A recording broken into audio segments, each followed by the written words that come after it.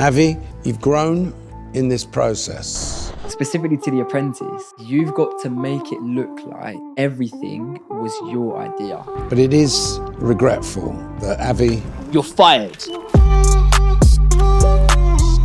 fired.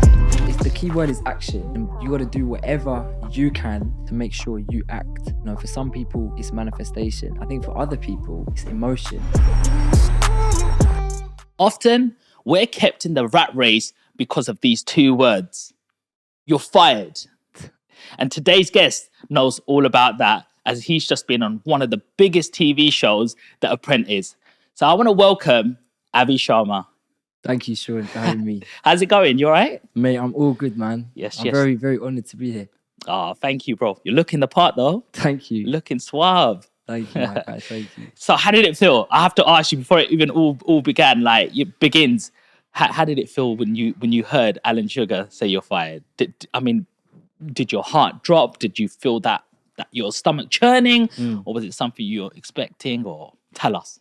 So Lil Sugar's been doing this for 17 years now.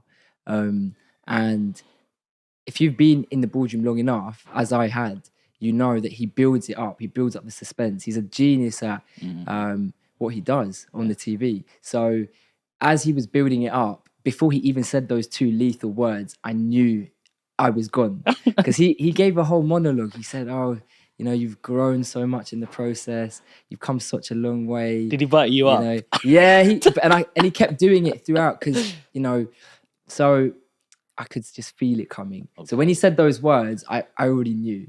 And yes, I felt something right in here. Yeah. My heart, like, it sunk. And it's just an irreversible decision, you know? At that point, when he says that, there's nothing you can do to change his mind. And I just had to get up. And I had to just put a smile on my face, you know? I didn't feel like smiling. No.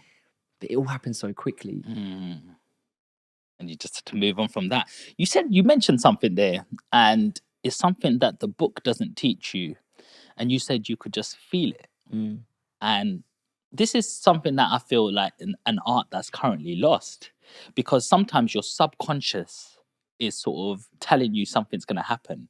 It's almost like your brain is on a different wavelength. You can see the camera's there, you're here, but as soon as something moves out of alignment, maybe we can't see it, but your subconscious says there's something wrong in the pattern.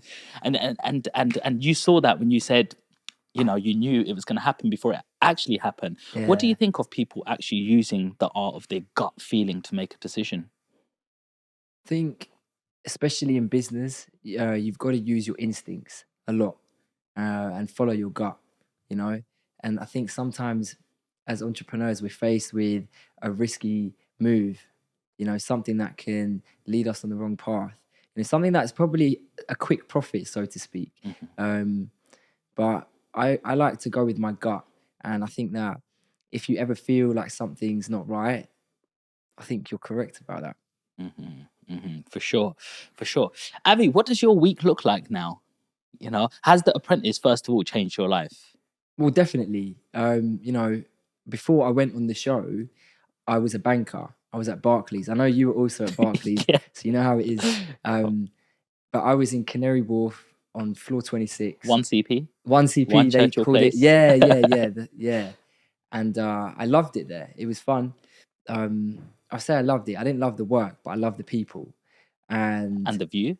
Yeah, the view is a lot. You do get used to it after, you know, especially when you live in North London and it's in Canary Wharf. So every day you're traveling, you know, almost an hour and a half in, hour and a half out. That's 3 hours of your day gone just traveling. You know, that plays a part in it as well. But no, I love the people though. People were great. But like I said, I didn't love the work. Yeah. Mostly because it wasn't teaching me skills I needed to become an entrepreneur. And because business runs in my family, I knew from a very young age that that's what I wanted to do in the long term. So if I'm somewhere and I'm not learning how to be an entrepreneur, I knew I needed to get out. And from day one, I was not learning the skills I needed. I was learning how to use Microsoft Excel, you know, systems like Salesforce and FullServe, but I wasn't learning management. I wasn't learning sales, you know, even branding. I wasn't learning those things. So yeah, I needed to go. it's all about not being comfortable, isn't it? Because that's not where growth is. And always about leveraging yourself, because you're one person, as you say, there's only so much you can do. When you can leverage yourself and you know the art of managing other people, that's when you're really making an impact, no? Yeah, I would say so. And it's not to say in the bank you can't have those roles, but coming in as a fresh grad, you're not going to get those leadership roles straight away. You have to really work your way up, as you probably know. Yeah. So, and I'm quite an impatient person. Yeah. And I see people around me who are leading teams, who are doing huge things. And it makes me think, why can't I also be doing that as well? So I was always applying for other opportunities, Yeah. you know, whether it was at startups, whether it was even at other banks. So I applied to the Apprentice, thinking nothing of it. Did you have to leave your banking job now? Like, or did you go back, or how is your life now after the Apprentice now? I had to leave. Okay. I had to answer your question in short, I had to leave. I didn't have a choice No. if I wanted to do the Apprentice. Okay. Because So that was a risk. You took a risk there. I definitely took a risk, yeah. It's questionable how big of a risk it really was. Yeah. But yes, I did take a risk. And it was a risk because I could have been fired in week 1 or week 2. Yeah. And it would have meant that I have no job and no apprentice, really. But luckily, I stayed a bit longer. But, week 9? Yeah, week 9. Thanks for remembering. Yeah, someone last night told me, "Are you well done? You got to week 7." I had to correct. You had to correct that one. Yeah, but yeah. So I went through all the rigorous stages of the audition process, and they really do their due diligence on you before they let you on the BBC. Yeah, you know, the BBC is one of the biggest TV corporations in the whole world, so they're not just going to let anyone on there. And I finally got to the last stage, and I got a phone call from the executive producer, a lovely lady, and she said, in true X Factor style, "Avi, we're so sorry, but you're going to have to spend more time with us." So, which was nice. So I went into work the next day, and I went to my boss and I told him, and I said, "So I've been given this place on a TV show. Can you give me 3 months off?" And he said, "Avi, it's not up to me. It's up to the team director." So that very day, I went to the team director's glass office, and just before I walked in, my manager said to me, "Avi, I want you to know, we don't want you to take anything personally." As soon as he said that, I knew what was going to come next. So I stepped into the office. The team director said to me, you know, big man from New Zealand, quite an intimidating guy, to be honest. And I was quite new in the role. Yeah. He said, "Avi, you're messing us about. You're new in the role, and now you're asking for 3 months off. Wow. You're going to make a choice if you want to take this TV show. Either it's the TV show or your job. Which one's it going to be?" Wow. And because I didn't feel I was learning, it took me just 10 seconds, and I said, "I choose my TV show." So that was it. I said, "See you later," and I've never looked back. Wow. It's like when an employment, when they need you and you're high flying and you're doing good things for them, you're the most favorite person to them. But as soon as you've asked them for something that's a little bit outside of the box, it's like you're just a number all of a sudden. Would you agree? Yeah, I would agree. But I would also say that in my case, I was never an excellent employee. No? I think I was actually a very mediocre employee. Okay. Because my eyes were never on that prize. Right. You know, I wasn't really looking to climb the corporate ladder. I was always looking to grow my social media, Avi TV. Right. I was working on my startup business, the one I took onto The Apprentice. Right. I worked on a lot of people don't know this. I worked on it for 2 years before the show. Right. And I applied with this business to the show. Right. With the idea that if I get the investment, great. If I don't get it, that's it. It's finished. Because it was sort of a stagnant business. I wanted to give it one final push. So I was working on that while I was at the bank as well. Yeah. I was doing loads of things. Well, Avi, I think it's time to go right to the beginning. Where did it all start? Let's go back to like primary school. You're 8, 9, 10 years old. Yeah. And what are some of the things that you're thinking about? And what made this person? I mean, what did it even like who were some of your biggest influences? Like, what was your mum and dad doing? What was you seeing around you? Oh, so I started school with an Indian accent. Okay. And that's not because I was born in India, but it's because my first language was Punjabi. Okay. So my parents taught me that, and I knew it so much that I didn't even know English as well as Punjabi. Okay. So Sat Shri yeah. Akal ji. Yeah. So I went into school. I went into nursery, Okay. and I almost was like a freshie sort of in nursery. And for But those who don't know what a freshie is freshie is someone who comes, from the country, and yeah. But anyway, had an accent, and yeah, I'm the eldest of four. So, and we're very close in age. Between me and my youngest brother, there's 6 years. So, me, my sister, my middle bro, and my youngest bro. right. 6 years between me and the youngest. So yeah. How does it feel being the oldest of four siblings? Do you feel like you were given more responsibility or more pressure on you by your parents because the others would look at you, or was you left alone? No, I definitely was given pressure. And it was up to me to actually get into a grammar school for my siblings, because that would land them a place at the school as well. Wow. So from maybe the age of 6 or 7, my dad mainly was training me to do the 11 plus. Wow. Very okay. rigorously. Very intense they are. Yeah, you must know, right? Very intense. Not because of me, Yeah. because my children. Do you know what I mean? Okay. Like, I'm getting them through it, and it's just like sometimes I feel bad, like cracking the whip, like, but it's just like, no, you just got to do this. No. It's I can't. No. We're not allowed to say that in this house. Right. I can't. Yeah. You can. I like that. Of course, like it's not allowed. No. You've just said it again. I just said we can't say that in this Yeah, house, yeah. and they're like. And then he beat me again. You just got to play psychological games and just remove the negativity. But yeah, as you go into your point, I totally get it. Like like they were some tough exams, and they're tough, and you got to work. It's very competitive. It's tough because of the numbers. There's not many grammar schools really, and the number of kids that want to get into them, there's thousands and thousands. So you're trying to beat the odds.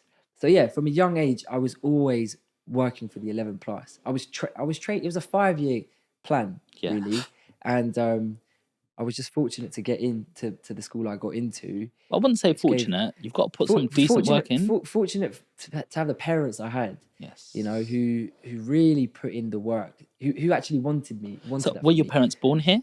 Yeah. So both of them were born in the UK. Okay. In the 60s. Right. Okay. And what did they do as job roles growing up? So my dad is the entrepreneur. Okay. He runs a children's nursery. Okay. In Finchley.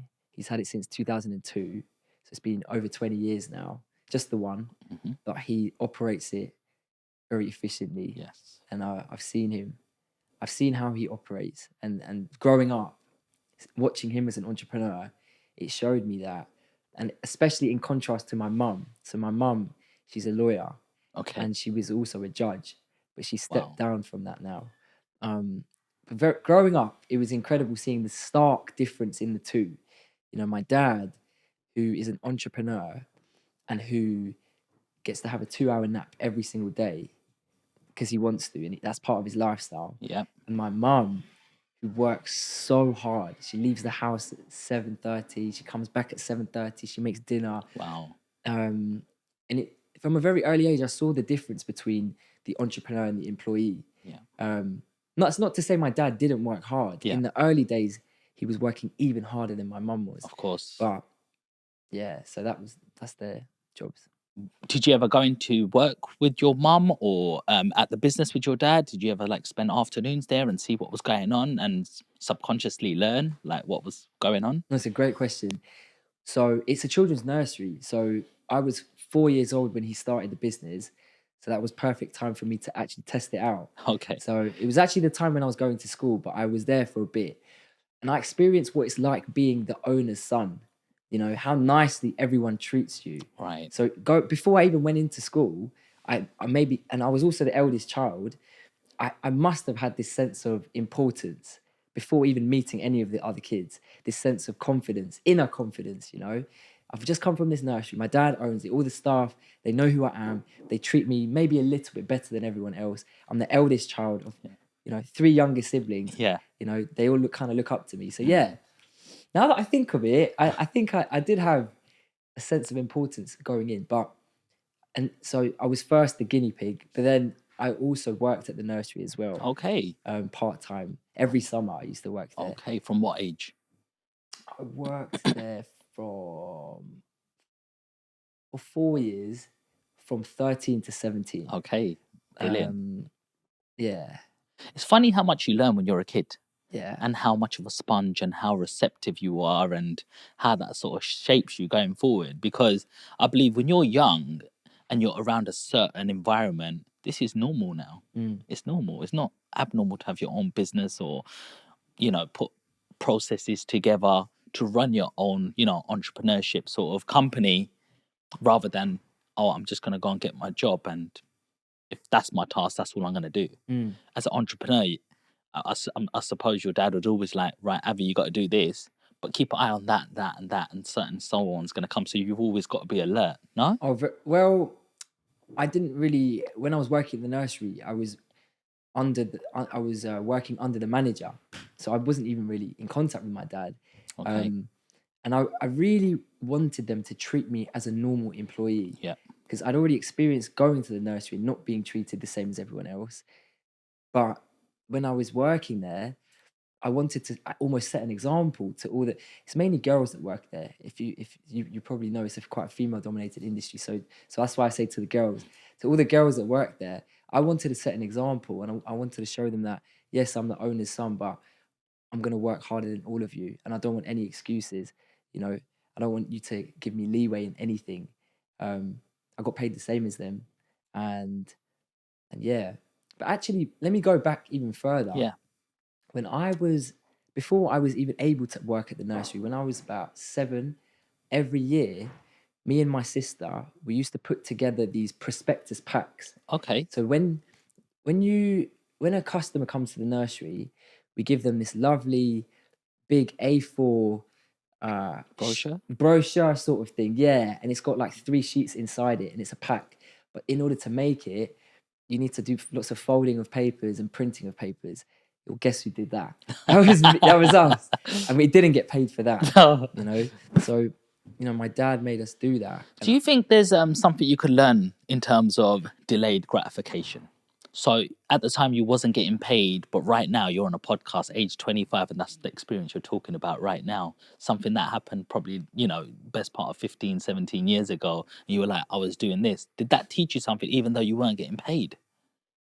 Because today, now people go, I'm not getting paid for that, so I'm not doing that. Yeah. My time is worth this. But I feel that a lot of people are stopping themselves from getting one experience, to maybe earning a little something, even a little bit more knowledge, or, exposing themselves to more people there's so many people I say, look, I know you charge $250 a day, but look, if I give you 100, I'll keep you busy for the next 10 weeks, which is a G note in your pocket, where the last 3 months you've had no work. I'll get 3 no's and then 1 yes. And the one who says yes ends up getting more projects with me and then grows with me and sees a little vision. But it's a form of delayed gratification. But everybody wants it now. Instant. I understand. Oh yeah, to answer your question, I definitely learned something doing that. And I like the lesson that you've mentioned, delayed gratification. But something else I also learned was the importance of family. Okay. When it's your family asking you to do something, it's different. You shouldn't maybe even expect a payment. I think it comes to a certain point where there's a blurred line and you do need to get paid. You have a life to live as well. But when it's the family business, if it goes up, you go up. Yeah. So having that collective effort to all put the family business up is something we all learn from a very young age. It's a goal that you collectively do as a family jointly together. Exactly, because we're a team, so a lot of people have competition with their family. Oh, he can't tell me what to do. I'm going to be better than him. I'm going to show him, or she doesn't know. You know what I mean? Like, what would you say to anybody who has that? Are they missing out? I don't know. I'm a very contrarian thinker. I think that sometimes competition can be healthy. For example, me going on The Apprentice is probably one of the biggest things someone in my family has done. But I know it's sort of raised the level. So my 3 siblings, who are younger than me, they're now looking and they've got to go and win it now. Yeah. They want to do something bigger though. You know what I mean? Yes. They've got to, and perhaps in the business world or in the social media world, whatever it is. So, in a way, I think competition. I mean, if you look at Ronaldo and Messi, Yep. they both said having each other as the competition helped spur the other one on. Brilliant. So competition's needed. Yes. Then again, but you asked specifically in family. Yes. There's a very tricky line. Can you mix business and family together? Because I've got an example of this actually. My dad and my uncle were in business for like 25, 30 years together, running a small corner shop. And it was good at the start where there's two of them saving their wages and putting a pot together to grow the business. But then it comes to a point where the business is like fully fledged. They're starting to have their own little investments going on, but then it's not that sweet relationship anymore because there's money coming from other places and they're both getting more comfortable. And it's like, well, you're not doing this or you're not doing that. And next minute, the relationship in the family is not working. What would you say to that? No two families are the same. So what works for one will not work for another family because every family's got different values and different culture. But I agree. I think it's very hard to measure someone's effort. Do you think you should have a contract or an exit plan? Like to say, look, we're going to start together here and we're going to see how it goes in 5 years and we should like draw things out black and white? Because with family, sometimes you got to put that under your name. I'll put this under mine. You can get the loan here. We'll sort it out between us. But later on, it can get sticky because you've trusted somebody and now they've got other partners involved. And when other people get involved and say, no, you can't give him that. That's for me and my children now. And then things start moving off. But you know what? It's funny you say that. When the children come along, that's when things get really complex because you and your brothers and your sisters, you built this empire. Yes. And now that you've all got kids, where does it go? And maybe somebody's retiring. Yeah. Where does it really go? How many hands does it get split between? I've seen a family do it in the UK and they own lots of care homes. Okay. And here's how they do it. So there was the original family of brothers and sisters, they set up loads of care homes. And now the kids, what they do, they work in the care homes, they understand every corner of the business, and then they go and set their own one up. Okay. So it's still in the same industry. Right. It's still a care home. Yeah. And they're getting all the guidance from their parents and their uncles and aunties. Insider knowledge, apprenticeship. We'll teach you everything. We ain't going to keep anything from you and go and set your own. Then they do their own. That's big. I think potentially that's the solution. So they still have to put in the hard work themselves as well, but with a massive booster of that industry knowledge. So if there's especially some Asian families watching out there, that's a really good one. Like, honestly, I haven't seen anyone put it better. Like, don't try to gatekeep any information. Teach them what they need to. Let them grow and spread their own wings. Yeah. And you could be giving your own children, your nephews, nieces, some really good guidance there, rather than trust the schooling system. We're going to get onto that in a little bit as well. But continue with your journey. So you were helping your dad with brochures. Your first job was in the nursery, is that correct? My first job ever. And I've never worked in retail. Okay. So that says something about me. Is it a regret? Yeah, definitely. Is it too late for me to work in retail? No, it's not. So I could always go there and experience it. I know you've worked in so many different places. So and that's amazing for you. The thing is, like, it's different skills. Yeah. And the thing is, that's all I knew. I wasn't the sharpest tool in the box. I got 5 GCSEs, which were C's, but I knew how to work in my dad's shop. And I knew how to do processes in businesses, but also knew how to stay vigilant and saying, don't get comfortable doing one thing, learn everything in this environment so you don't become disposable. You actually become an asset to the company and you become indispensable. Purely because I know how to do fries now, I know how to do chicken side and grill side, front counter, lobby area, in the car park, I can run on drive-through. So if anyone calls in sick, I can do that job and jump and get an extra shift, which means extra money, and why would they want to get rid of me when you go, well, actually, Sean can do everything here. If we get rid of him, then we've got like super sub, is gone. So that's what I learned. And I even transferred that over to even when I went to Barclays, for example.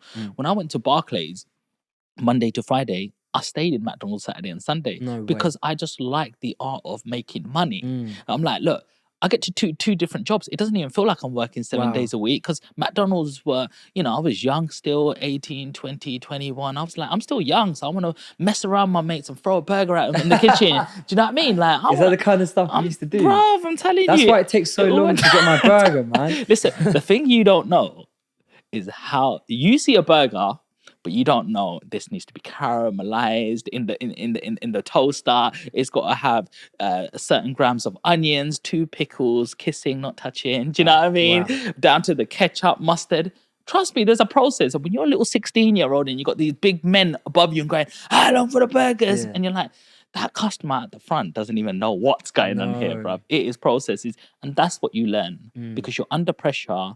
You've got a manager saying, I want this now, and you have to give it. And if you spoil one process, like over toast the buns, you just lost 40 seconds. And then you got meat burning on the grill. So you've lost 5 minutes. 5 minutes, the queue's out the door. Interesting.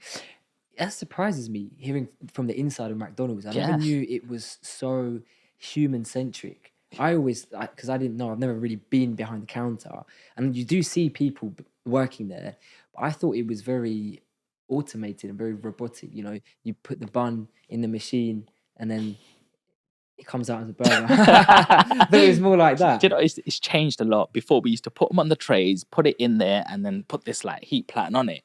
Now, is even more like you put it on a vertical toaster, so you just drop it and it comes in and it just comes out like that. And then you just got to put a paper wrapper on there, then just grab everything from. However, being that you're saying all of this, I think in Texas right now, they've just opened their first fully automated McDonald's. No way. Yes. So it's all done. Even the front counter, when it opens, is a robotic arm that kind of gives you your food out. But I think it's almost a process of they fill in a hopper and it just drops into a basket, boom, straight into the vat, boom, it turns over, and then a scoop with AI will be able to pick it up and make this whole burger for you. So the biggest part of running a McDonald's is not just having £1 million cash in the bank, is actually labor. How do you control the labor of the place? Because there's food wastage. Well, actually, if you teach a machine right and it never forgets to pick the basket up on time, you'll never burn stuff. When a computer system knows how many cars are coming through the drive-through or how many customers are walking through, it knows, okay, in the next 3 minutes, these amount of orders are going to be here. So it knows how to keep a buffer. So you're going to get less wastage because there's less human error. And at the same time, like, the biggest thing is labor. So how many people you're employing, and sometimes you can employ too many people. And I've got 6 cashiers on, not even one customer. My labor is ticking. I'm paying all this labor, no income. And sometimes it could be the opposite, where you've got a queue of people. And why are there only 2 cashiers here right now? What's going on? And you're like, how do I get somebody else in on their day off? Travel time. By the time they're in, the queue's gone and you've had a rubbish shift. Now AI dismisses all of that. Because the machines just work faster or slower, and you're using more electricity and less, and you don't have to have 5 employees at the front, 3, 4 in the kitchen. Now you probably just need one person just operating everything and just making sure it's all running smoothly. How do you think AI is affecting businesses now? I don't know a huge amount about AI, but I think it's hugely disruptive. And me personally, I use an AI tool every single day of my life. I bet you probably used it. It's called ChatGPT. Yeah. Oh my God. I use it with everything. Yeah. I think it's just faster than we are. So we've got to use it to our advantage. And with ChatGPT specifically, I know in schools and unis, there's a big debate. Should we be letting students use this ChatGPT, this artificial intelligence? On one hand, they say, no, we shouldn't. It's cheating. Kids should be learning these things themselves. On the other hand, it's, well, they've got access to it. Why would you stop them? In the real world, if they wanted to know the answers to these questions, that's what they would use. So I don't know what people think about that. I mean, because it's going to get to a point where people start getting bored, because we're going to start losing the art of thinking. So sometimes you're like, okay, like for example, I'm in real estate property, and I'm like, okay, I'm gonna need to do a seminar today about property, Avi, and I'm gonna be like, okay, I need to talk about the mindset. Oh, what about the mind? Oh, you're gonna get hard days and soft days, and then I put it in and say, tell me 5 things about mindset, and then it goes, yeah, growth mindset, fixed mindset. Okay, how do you deal with this point, and it's like, oh yeah, I do that all the time, and it's just giving me a point. It just helps you to trigger certain things to do a presentation in like 5 minutes, as it's taking you 2-3 hours. So it's saving you time, but we're a little bit, well, I'm definitely old school a little bit, where I've learned some of these processes. Somebody who's new might not have the same experience, but it's got all the answers. And so even now, you got people coming on social media who are pretending to be gurus, but they're just reading from a script or a teleprompter. And you think, oh yeah, I can trust him. Let me buy his course. I'm going to pay £1,000 for his course. And then, do you know what I mean? There's no substance behind it. You're like, but you're telling me this, but you've not shown me how to do it, and neither have you done it yourself. I've just wasted £1,000. Just felt like I've been scammed. Like, how do we avoid these situations? If you're going to a mentor right now, and you want to learn something, and this guy looks the part, how do you do your credit check on them? How do you sift them out to say, is that the right person to lead me? It's very hard. It's very hard. I can't even answer that. How I wouldn't go to these mentors. I've never had a mentor like that in my life. Okay. So I personally think there's enough free resources out there. Yeah. You know, buy a book and learn what's in the book and read the book. You know, I've learned a lot of things that way. I've never really gone to paid for a mentor.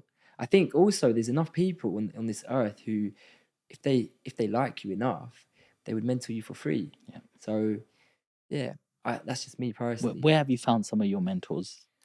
Everywhere I've gone. I think in my family, I've been lucky to have some. Yeah. My uncle, he was the first very rich person I knew. So always, you know, when I was 5 years old, he bought a Bentley. And he, nice. you know, I'm not even into cars, but I could just tell that this car was different when I sat in it. He took me for a spin. And then I got out and I said, I want to be rich like you. And he said, never say that. Being rich is in the heart. And when he said that, I was like, what's he talking about? Yeah. I still want to be rich financially. But that gave me another perspective. Anyway, uncle is one mentor. Barclays, I had a few mentors. Yeah. Then I learned that none of them really think entrepreneurially. Even the ones, because you probably come across a few at Barclays too, who have businesses on the side, or who have this entrepreneurial personality about them. But even then, it's not the same as meeting real entrepreneurs in the real world, I found. So yeah, I've had mentors everywhere, man. So you've got to stay vigilant. And how does somebody allow you to get into this space and say, hang on, do you know what? Do you have to be a certain character for people to allow you to say, I'm going to share something with you. I'm going to teach you something that I've done that's really helped me in my life? Or can you just act like, you know, however, and go, yo, bro, you're gatekeeping, you're keeping stuff away from me. I'm trying to learn here, and you're not teaching me. Do you have to be coachable? Do you have to have a certain attitude?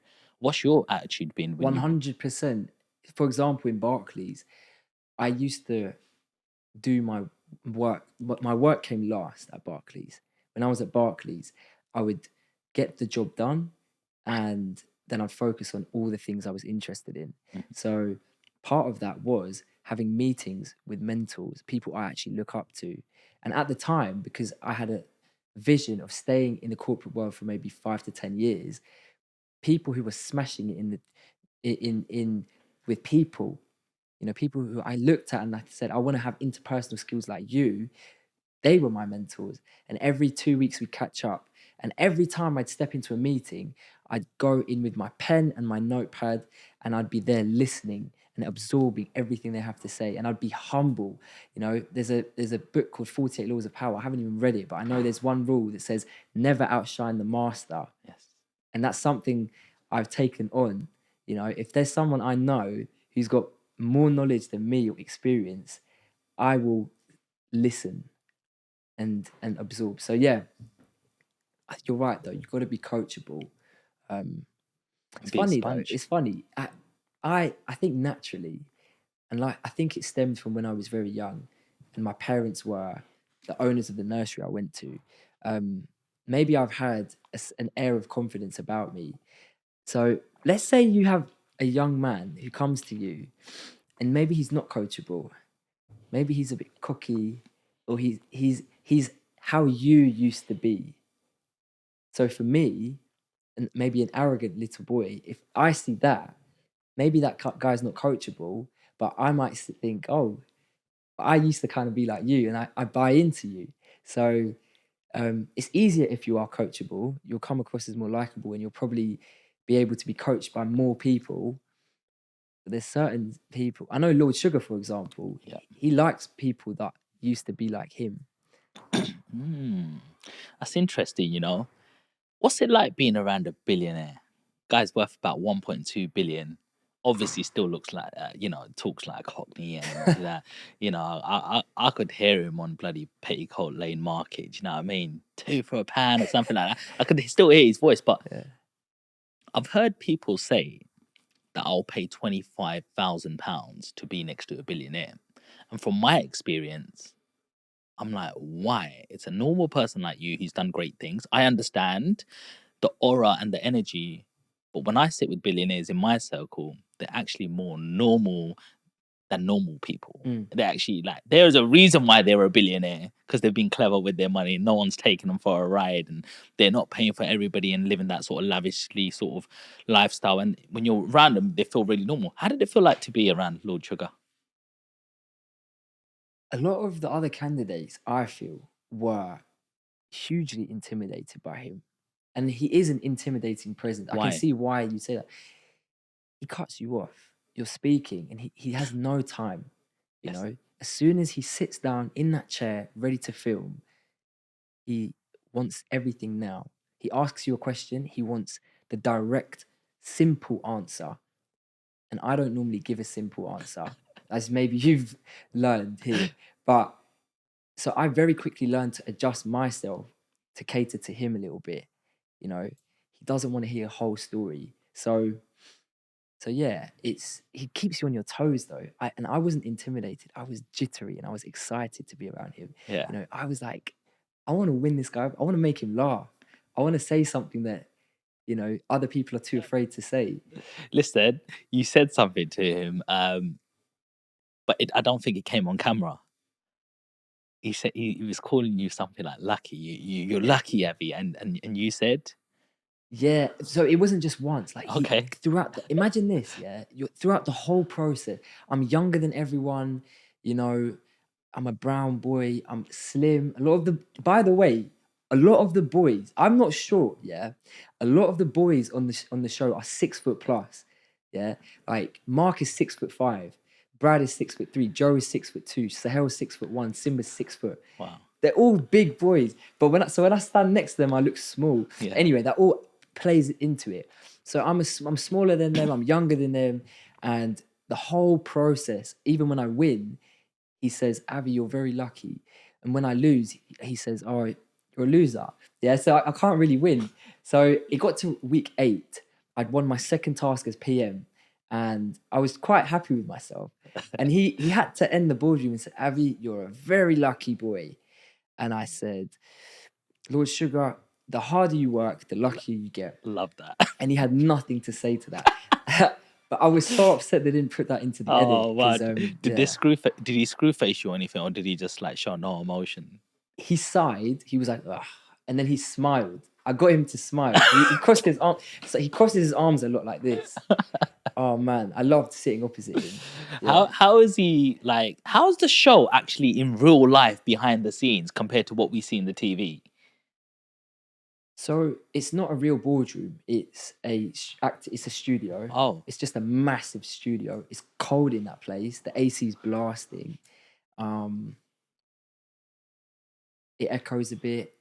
What's it like filming? I mean, do you mean the overall experience?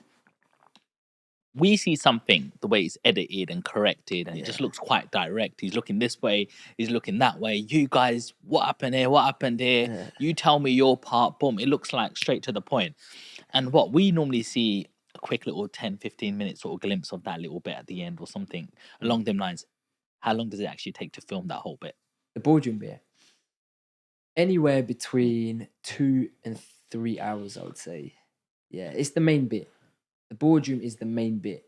Everything stems from the boardroom, and they work backwards. Okay. So if he calls you a lucky boy, lucky boy, lucky boy in the boardroom, the editing team, they're going to look in the task and they're going to look at areas where you demonstrated being a lucky boy. Right, So okay. that's how, and I didn't know that when I was filming the show. I wish I bloody did know that. Oh. Otherwise, I would have said more things in the boardroom, I think. Yes.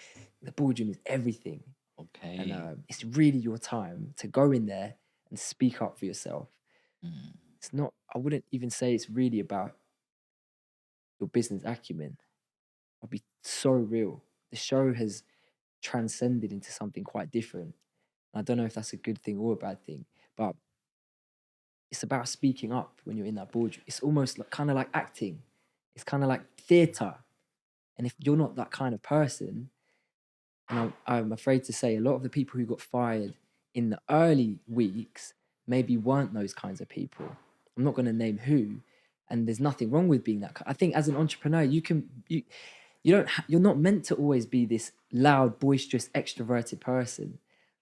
If you actually look at 99% of the world's billionaires, they're introverted. They're not extroverted. You know, look at the ones we know, like Mark Zuckerberg and Bill Gates and Steve Jobs. They're not loud, boisterous people, are they? Elon Musk. He's quite quiet, you know. He says what he needs to say, but he's not, I'm loud and proud.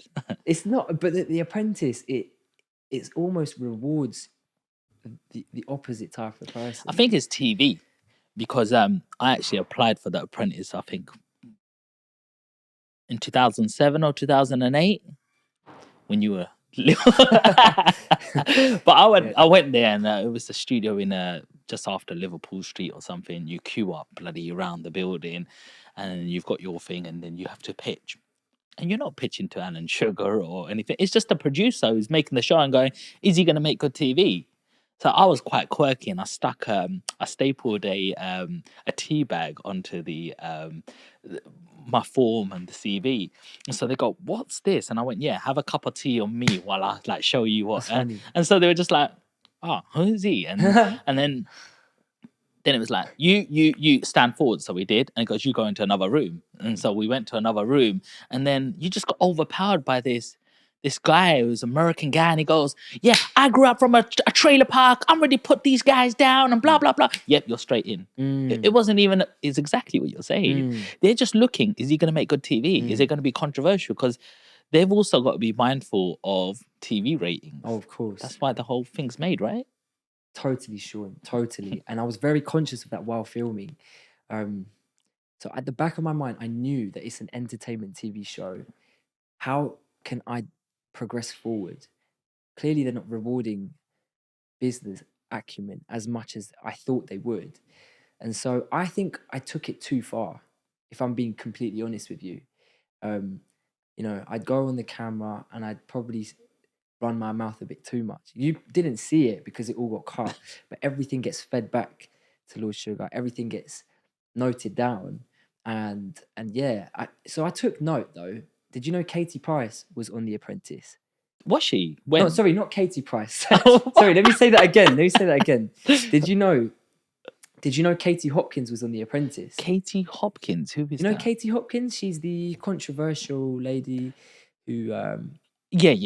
Yeah, that's how she got famous. Sorry, I'm from that time. That's you why. know Katie Hopkins, innit? Yeah. That's actually how she made her name. Yeah. She was in The Apprentice, and I looked at her and I thought, all right, she was on The Apprentice. And she got really far. She got to like the final stages. Another lady, Louisa Zisman, she was on The Apprentice. Okay. Loud character. You know, she doesn't take any shit. So I looked at them and I thought, right, these guys are getting really far. I have to do what they are doing to get far. So yeah, in hindsight, I think I should have reined it in a little bit. And I don't think they even showed all these parts, but yeah. It's such an achievement. I don't like hearing that. It's such an achievement to just appear on that show because of all of the interviews and process. There were thousands and thousands and thousands of people, and you were chosen. Oh yeah, I'm grateful, and I'm grateful. But and I believe it's a lot to do with your personality. Yeah, I put on a personality to get onto the show. You can't just be yourself. I'll be so honest. You can't. You have to be. If you really are like that, maybe you will get on. And I heard Tom Skinner, like he really is like that. Do you know Okay. Tom Skinner? He's like a West Ham boy, like Cockney boy. He was on 2 series ago. You've Okay, probably okay. seen him on Yes, Instagram. yes. So some people really are like that. But look, I think the BBC, they're brilliant at pushing diversity and inclusion. Yeah. And this year there were 4, maybe 5 brown people on the show. Brown people are typically quiet. Yeah. They keep themselves to themselves. So if you are a brown person and you go on these auditions and you're louder than people, chances are you're gonna get on, I think. Can you tell us like one of your interviews before the show or something, what you had to do Oh yeah. and how controversial? So I want to see this other person, this split persona about you. How would it be? So in one of the final stages, there are there's 16 of you, and you're all sitting on a chair, and under your chair there's a piece of cloth, and under that piece of cloth there's a random item, can be anything.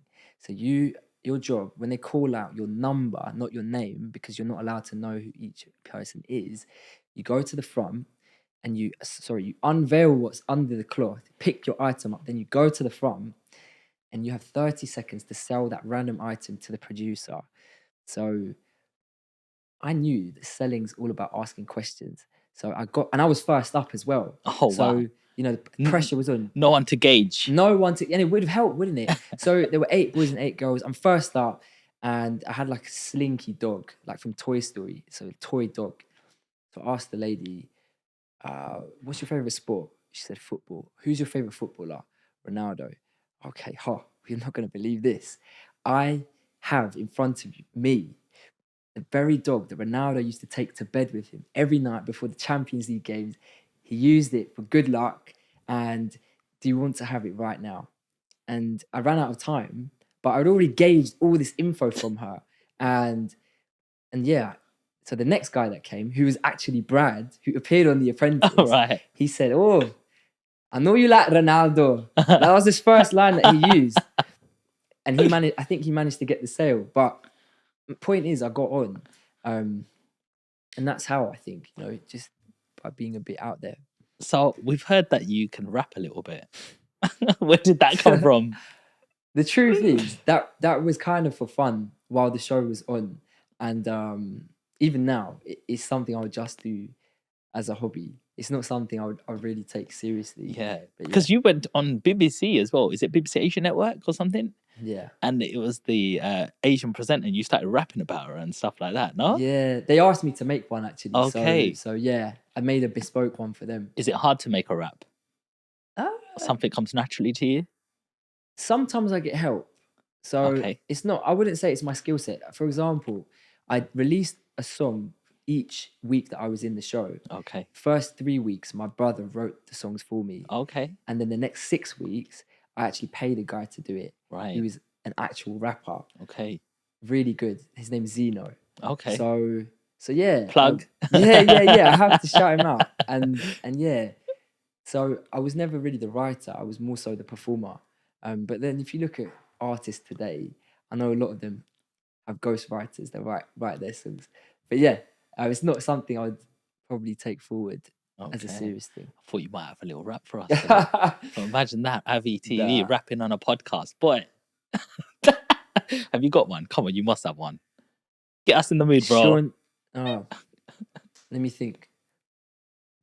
There's a man doing magic. He waves his wand. There's a man doing magic. His name's Sean Land. Oh, yeah. Don't put that on. Come on. We got Avi TV doing a rap on the show, you know. Oh, that's wicked, man. This is what I love about you. Do you know what?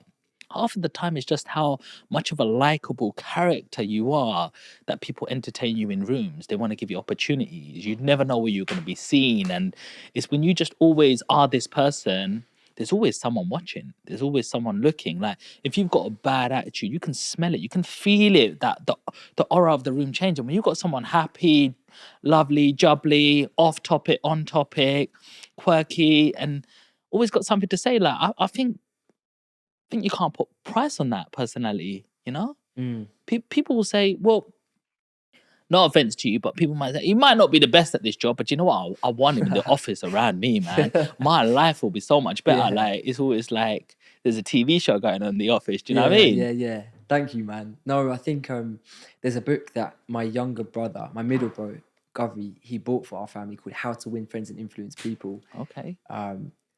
And he's really into it. Like he's dissecting every chapter, and we've all got it as well, but he's taken it to heart. And I just think there's so many lessons from that book that we can apply into our lives. Can you tell us a couple of lessons from that book? Let people talk about themselves. So basically what you're doing with me now.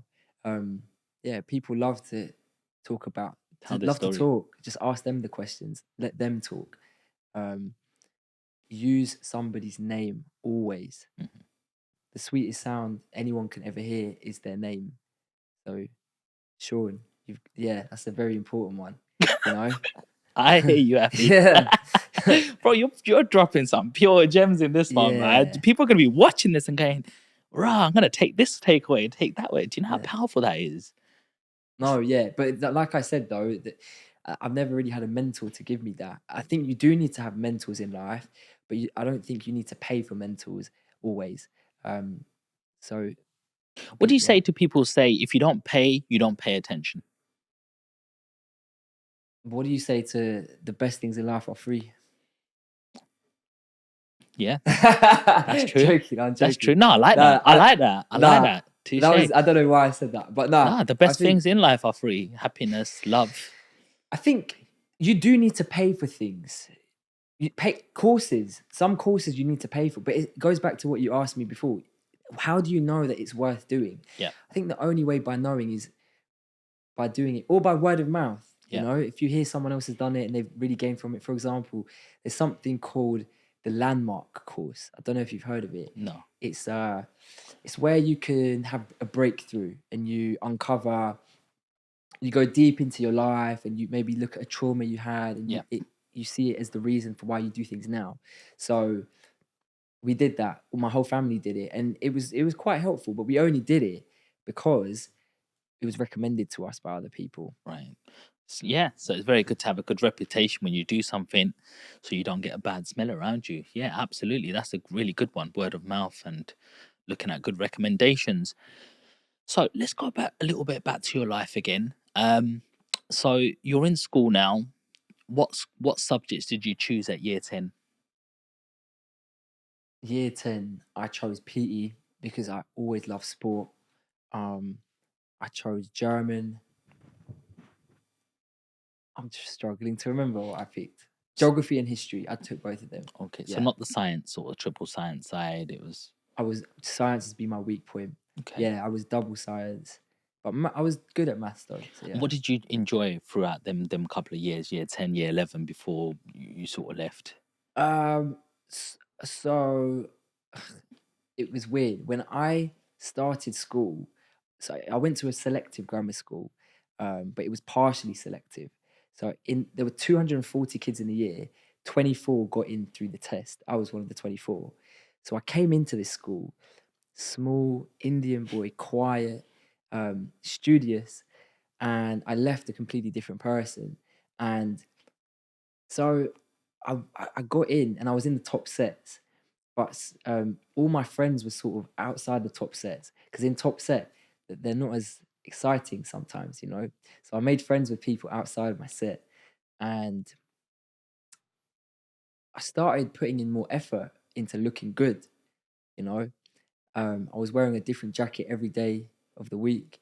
I had a different watch every day of the week. They weren't expensive watches, but they had big bezels, so they looked quite good. Yeah. And I started putting in effort. And then by like year 9, I was a big attention seeker in school, you know? I started getting into trouble. You know, I started getting excluded from school. Really? For what? Yeah, I was never bad, but it was always doing stupid things, like bringing stink bombs into school, and you know, Was you the practical joker there? Was you? I would say yeah, because I was also in top set, and no one in my set was really like that. They were all just trying to learn, and I was quite bored in that set. So Was you looking for attention? I would say so, definitely, and I'm sure there's still a part of me that has that, which is why I applied to the Apprentice. Yeah. You know, something, but yeah, and all of a sudden, like this never really happened. But maybe at year 9, year 10, I started getting a bit more attention from the ladies. Okay. And that never happened before. Mm. So then it was kind of managing that. And that's where, you know, I started getting into more trouble at school. But it got to a point where I was hanging around the wrong people. You know, the boys I was hanging around, they were beating up other people and they were robbing people. Wow. And eventually they got kicked out of the school. So I had to make a choice. Do I stick around them or do I, you know, make friends with some of the good people? And I decided around that year 11 time, I need to start pulling my socks up and taking things seriously. So how do you get out of that where you've got this crowd who you're accepted by and they like you and they're quite powerful and they're pushing people around and they're dragging you their way? How do you get away from that? I think it's got to come from within, you know. In my own experience, I realized that I was not living up to my potential. I sat my GCSEs, I underperformed because I was expected by my family to do much better. And that was the real wake-up call. It was like, you got into the school for an academic reason. You're an academic person and you're not proving it. So what are you doing? And that was the wake-up call. So for my A-levels, I really pulled my socks up. And What did you get for your GCSEs? got 1 A star, 7 A's and 3 B's. Still quite big though. But not for me though. Right. For me, that was poor. If you look at what my Right. sister got, Wow. it was much better than that. Okay. And that's maybe an indication of what maybe I could have got. But so yeah, A levels, I pulled my socks up. What And did you do in A levels? so A levels, I took business studies, maths, and economics. Okay. So all of those subjects were sort of geared towards money and finance. Yeah. But anyway, pulled my socks up in A level. I said no to all the distractions. So girls, I'm no longer talking to any girls. Boom. Yeah. Driving. I know I can learn how to drive now, Yeah. but I don't care. I'm not No. going to do it. No. I'm going to wait till after A levels. Yeah. No driving. Clubs. People in my year were going clubbing. Yeah. I was like, no, I'm not going clubbing. Okay. I'm going to stay out of that. Wow. Yeah. I said no to all the distractions. Even my friends, I stopped going out with them. So for the end year of A levels, I worked really hard. Yeah. And that's when I really performed. And the result was? I got A star AA and my A star was in business studies actually. Okay. My favorite one, the easiest one. And where did you go from there? Then I studied economics at Nottingham Uni. All right. How was Nottingham? It was a blast. Yeah. It was Everyone says blast. that. Everyone says that. In fact, one thing I noticed about Nottingham is when you go to the chip shop, they always have garlic mayo. Yeah. Not just mayo. They do. That's very well observed.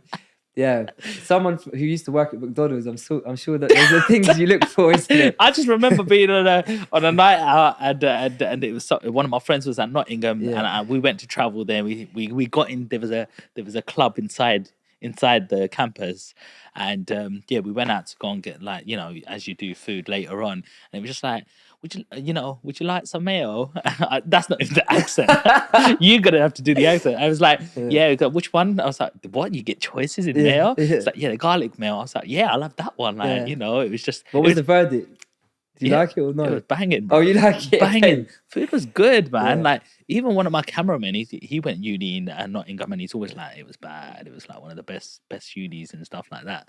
So, it was great, and I had the time of my life, but because I worked so hard during A levels, I kind of saw it as my treat to just enjoy myself for 3 years. Okay. So I didn't really take it seriously. Like, I managed to scrape a 2-1 in my degree, but I feel I put such an emphasis on going out clubbing and partying during my time at Nuts. So yeah, if I could do my time again, I think I would have done more constructive things.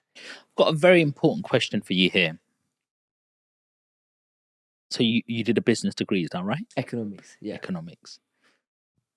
These days, people are spending £10,000 a year, £30,000 worth of debt for a degree that's not even promised to get them a business or be an entrepreneur or in that selective field. But you sometimes even imagine you're 18 again. Are you gonna go for a £30,000 debt in the education system and pay that graduate loan off for the rest of your life, sort of thing, while you try it, or are you going for an apprenticeship for 3 years where you're getting paid, getting experience at the same time for the next 3 years with no debt at the end of it, apart from you're going to be earning a little bit of money and knowledge? Well, here's the misconception that comes with the student loan. Yeah, it's a 30 grand debt, but you're paying it over like 40 years and it's every month, and you're only paying it if you're earning above a certain threshold. So it's not nearly as bad as people make out. But I think what is bad with going to uni is the time you waste. That's the worst thing. And I think most students, because I've lived that life, are wasting their days. They're drinking 3 times a week and partying, and the rest of the week they're not hitting their maximum productivity as I wasn't. So Do you think there could be more done about that? Like some sort of student advisors at uni to make sure, because you're quite independent at uni, isn't it? It's up to you if you turn up to your seminars and lectures, and no one's really monitoring what time you're getting in or how many times you're going out at all. You're expected to be a young adult at 18, and some of us could have just been living at home the whole time, and it's just like, yay, I'm free. So what do you think could be done to manage or control that? Or where can somebody else get mentorship to say, I'm going to make a decision to go uni, I'm going to get that piece of paper, I'm going to take 3 years of my life to do that, I want to do that. How do we manage it that, people are being most productive? I'd love to say it's got to come from within, and you've just got to want it yourself. You can have a million people, you can have inspiring people come to your uni and motivate you, and I think the motivation will last a day or maybe a week. But yeah, you've got to have an inner reason, Thing is, there's no do it. consequence if they don't. No. I mean, apart from, I'll catch up at the end and cram everything, but there's no consequence. And sometimes you're very young to realize and inexperienced. Like, there's no experience about, if I don't do this, this is actually going to affect me later on down the line. Like, when somebody's looking at a job application, there's 2-2 and a 2-1 there. I'm picking the 2-1. He's got a better grade in the same subject. He's going to perform better than me. But sometimes we don't realize that when we're on a night out and partying. Of course not. I think another thing students don't realize is the necessity to have experience in your job applications. Nowadays the grades do matter, but almost everyone gets a 2-1. They say 1 in 5 people even get a first, which is crazy, because back in my parents' day it was not like that. My parents both went to uni, by the way, so you can see it was almost an expectation for us to go as well. Avi, in the background, was you working throughout your college and uni years? I was not working, but I was always selling something. Right, okay. Yeah, Tell always. us. What was you selling, bruv? So keep it clean. I'm going to be so honest with you. So when my first things I sold was to my brothers, I was 11 years old. I used to sell them my junk, Nintendo DS games, trading cards I didn't want. Then I got into school. I was selling in the playground. I was selling sweets. I used to go to Poundland. I'd get 7 packs of Chewits for £1. I'd sell each pack for £1. I used to make £100 a week profit at age 13, 14, which is a lot of money for a young boy that age. But people were getting caught in the playground, and it was quite obvious if you were selling, because you'd have a big heavy bag, and the teachers were giving out Saturday detentions to the students that sold things. So very quickly I had to pivot and I had to think, what else can I sell? So then I went to the shopping centre. I bought polo shirts. I bought them in bulk. I got the price down to £15 a shirt, and I advertised on Facebook, and my prices were 1 for 30, 2 for 50. I'll never forget, I walked into school with 2 polo shirts in my bag. There was a boy in my year, Remus Young. We went into the French block toilets, and just to be secret, and he gave me a crisp single £50 note. Yes. and I gave him his 2 polo shirts. And I'd never held a £50 note before in my life. Yeah. And I kept it so safe in school that day. So yeah, I was selling polo shirts. And then I had a FIFA business as well. I've always sold something. So FIFA? So on FIFA, have you ever played FIFA? Yeah. So, do you know Ultimate football. Team? No, I don't know. Okay, about so that. FIFA Ultimate Team is where like you can build your own team and you Okay. need coins. So I used to sell virtual digital coins, which I found cool because I'm making these coins for free in the game, and I'm getting real money for selling these coins. Wow. But then I went to uni, and I had to look around me, and I've always looked around and I thought, what are people buying around me? And of course, everyone loves clubbing in uni. Yeah. There was this one night out in Nottingham that everyone loved. It was on a Wednesday night called Crisis. If anyone goes Nottingham, you'll know what I'm talking about. Yeah. So you're gonna get a whole load of DMs from Nottingham Uni, Yeah. bro. I know I'm feeling you, bro. Crisis. So it's so popular. They release the tickets once a term, and the tickets sell out in 30 seconds. So I teamed up with a computer science student. He built this bot, and the bot allowed us to buy thousands of tickets in the 30 seconds. Wow. So, and there was a few of us doing it. I spent my whole student loan on these tickets. So about 1,300 quid or something. And it was a risk, but there was £6 each. I sold them for about 30 to 40 quid each. Wow. It's crazy resale and that was when I was 20. And how much did you make? Maybe 2K or something like that. But, for a student, I think that's quite a lot. What'd you do with the money? I went to Thailand and I spent a lot of it. But, Thailand. Have you been Thailand? Yeah. Yeah. What, Phuket? I've been to Koh Samui? every island. Yeah. I love it. Oh, Phi Phi's my favorite. Yeah. Mate. Yeah, gorgeous. But like it opened my eyes though into, I have the power. Come So on. I never worked. I never worked during my time, and that was owing to having my dad, always watching him. Yes. But I've always tried to sell something. I'm not proud to say this, but I've even sold cigarettes in my life as well. Right. On that trip to Thailand, Right. we passed through Switzerland, Geneva. Right. Okay. And we duty free, bought the cigarettes, took them back. I spent my student loan again on cigarettes this time. I bought so many cigarettes back. Was that allowed? Somehow it was allowed. I got lots of looks, but no one stopped me. And sold that in uni too. Okay. Nice.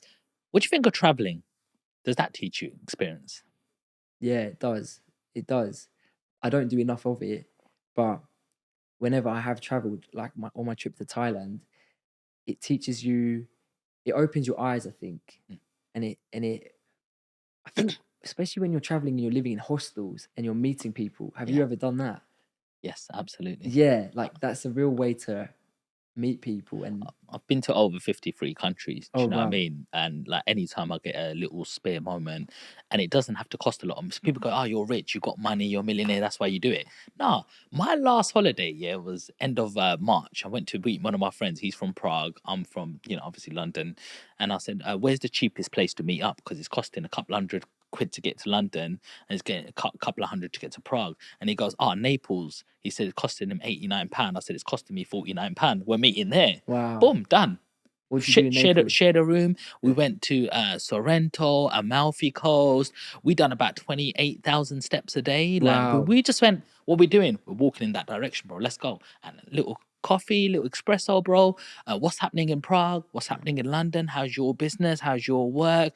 Just upgrading each other's knowledge and downloading what's happening in different ecosystems, and him giving me brutal insight on how I'm doing.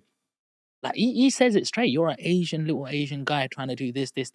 I'm this blonde, blue-eyed guy looking at you, and He's an Aryan. I will not follow you. Yeah. He likes me, Okay. and I've mentored him, and he goes, "You're my best mate. I'm telling you how it actually is, how you're looked upon, how you're frowned upon." And I'm like, "Thanks for that. I really appreciate you telling me how it is."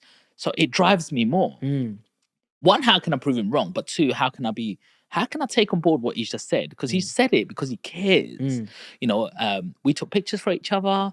I love putting out reels and showing people, like, in a matter of 30 seconds, some of these cap cuts. Because you go from this place, that place, all the whole trip, and a little walk. And I love all of the videography stuff. So he's like, hey, look, I'm also like a travel guide to my audience. There's a lot of audience watching us. You can show them, hey, look, here's 30 things that you can actually do if you went to Naples. And I swear to God, every time I go away, somebody on my story a month or two later will be going exactly to the place I've been. And I went, I'm sure I've inspired that person. But it also shows you how lucky we are. Because when you got a place like Naples, the south of Italy, there's some areas where, you know, it's ghetto, you know, and you think, we're lucky, like, we've got the Metropolitan Police and protection and cameras. Some of these places, people got missing, bro. Mafia, everything. So it's gratification to say we are lucky where we are, and other people have it harder, and they have to do some things. Like if you go to Thailand, people are doing things more manually. There's a hand machine rather than we just press a button and it just happens. There's people on the street where you go, well, can I have this name? They go, yeah, come back in 5 minutes, and here it is. Here's your bracelet. Here's 3 of them, and if you go to Thailand and you want to buy something, you can say to the guy, no, I'm not paying that price. Exactly. I'll pay You this price. barter. But you go to Tesco in London, there's no way you can do that. So, yeah. And the thing actually I do have a little bit of an issue with is these people are working really hard on the street, and you can see where they are. They're working on the street, and it's good to have a little bit of a barter, and it's part of our Asian blood as well. Like, you know, it's part of the art of negotiation. You know how we do. We don't even say the price. We go, how much? And they go, how much you want to pay? No, how much? And no matter what you're thinking, I'm thinking 100 quid. And he goes, okay, 95. I'm like, oh, too much. Too much. Why are you doing this for? We go, we take it to the gutter. But what I'm trying to get at is, sometimes we go to a third world country and barter somebody right until they go as blue in the face and go, here, I have it because I actually need to feed my family. But we'll go to a Tesco and pay, or a club and pay £10 a or drink. you tip the waiter and you give him a nice restaurant and you give him a huge, generous tip. Yeah, it's true. It's true. But yeah, as we were saying, traveling does teach you a little bit, and it doesn't have to cost $1 million. And you know, next little trip I go on, I'm gonna give you a call and say, let's go, bro. Let's go. Let's go, man. Where we Spain. going? Bro, there's Spain there. I've got a friend in Estonia. He actually owns the student hall. So last time I went, £20 return. I just stayed at student hall where he works. He was like, choose whatever bedroom. It wasn't like luxury 5-star, but I don't need that, bro. No. I just want to go to the Tarleton Tower, look at a few things, these nice little cobbled streets. I'm like, bro, I just had a weekend for like 150 quid, and the 100 quid was just on food, nice food. That's what I will pay for. But to sleep and just get there, get me an economy, and I'm going to be there in 2 hours. All right, it was a bit of discomfort, but hey, I'd rather do 10 of these trips a year. In 2018, just before COVID, I went away 10 times in that year, bro. Wow. 10 times. And I swear to God, it didn't break the bank. It was just one quick there. I went to Lyon in France for a conference and had a good night, made some good contacts, come back. That's all it needs to do. And it refreshes and changes your battery. Where do you find all these opportunities? So basically, I just go on booking.com, booking.com, and just write... I put a budget in there and then it will just come up. All the places that you can go. So I don't even have a destination in mind, because you're like, I want to go there, I want to go there. I'll go, well, these are the top 4. Let me Google it and see what there is to do there. And that one looks quite interesting. Just do it. Or I'm fortunate to have a lot of friends around the world. So it'd be like somebody in Malaga was like, hey, I've got a villa here. You can come in whenever you want. And I just check when the cheapest time the ticket is and go, yeah, just book it there. Go and stay with a friend. Now, a lot of people, even from uni, travel and international students, if you keep good relationships with certain people, they'll always invite you back. So the one who lives in Estonia, Roy, I met him in McDonald's, and we always just had a good relationship in McDonald's. And he goes, I've moved here. And I said, when you come in London, because I can't get the visa there. And I said, well, I can get a visa too. He goes, yeah, come. Simple as that. Prague, I've been to Prague, Slien, Brno, all over Czech Republic. I've seen the places that people don't get to see purely because I know somebody lives there. And he's showing me the cobbled streets and hypermarchés, and this is the only place that you can buy food here. And the women who are wearing them scarves and them traditional clothes. I'm like, oh, never have seen this. But I became good friends with you, and you've shown me this. Like, people can open doors if you just give them a little bit of respect, I believe. I think one of my favorite things about you, I've only just met you, but I think one of my favorite things about you is your open-mindedness, I think. You got to be, no? Just by having our conversation, I can see that you are. You've got to be open-minded, and you can't let a piece of paper dictate who you are. You can't say, I've got £1 million cash in the bank and I've got 10 million property right now, and say, I'm better than you. We are nothing. This is a piece of paper. It's a vehicle. It will get you your house and your cars and a comfortable life. But after that, what does it give you? Why is Alan Sugar on The Apprentice? Why is he? He could be closing the curtains and in the Bahamas or any country you want, people fanning him. Why is he in that boardroom? There's something still ticking that I need to give back. I need to, when somebody says, thank you for giving me this opportunity, I'm telling you. And so, Alan, if you're watching this, I'm telling you, that probably feels better than him going, somebody saying, oh, you just earned another million. Great. It doesn't mean anything anymore. Yeah. He's got everything. So what's he looking for? Just people saying, well, I have a purpose. Because you need a purpose in life. If you don't have a purpose, then it's like, why do I need to get up? You need to have a goal. What am I working towards for you? We want to talk about this now. It is Avi TV. Yes. So, this is your purpose right now, is Avi TV. Tell us what Avi TV is about. So when I was in the bank, and even at uni, I always used to have young people messaging me, asking me, how do I get to where you're at? And I set up Avi TV as a means just to make things easier for me, really. Instead of answering each individual question, I can put videos out and it will help people. So because of my 3 years in the banking industry, and my interest in finance, Avi TV is all about money and finance. Where is Avi TV? It's on all platforms. Okay. Yeah, you can. But I want to mainly push YouTube now. Yes. Going forward. 100. So that's probably my priority. Okay. And how often do you post on this channel? What content's on this channel? Tell us more. I aim to post every day. This is my livelihood. It's my future. This is essentially what I quit my job at Barclays for. So yeah, aiming every day. And the types of things I would post are all business and finance related, but I want to bridge a gap because I feel like I came so far in the game according to school and education in uni. Like I did business studies and economics A level, then I took it to uni, then I worked in a bank, but I never really felt that I understood much about money and finance, even though I did all those things. So, and I think that's a problem. So what I'm hoping to do is bridge the gap and teach young people about money and finance. I think it's really important somebody young like you also does this, because they will relate so much more to you because you're so much closer to the age gap, but you've achieved so much in such a little time, Little bit about Apprentice. Who was your favorite in The Apprentice, bro? I can't say that, not because I don't want to disclose that info, but like there's not one striking person that was my favorite. I'd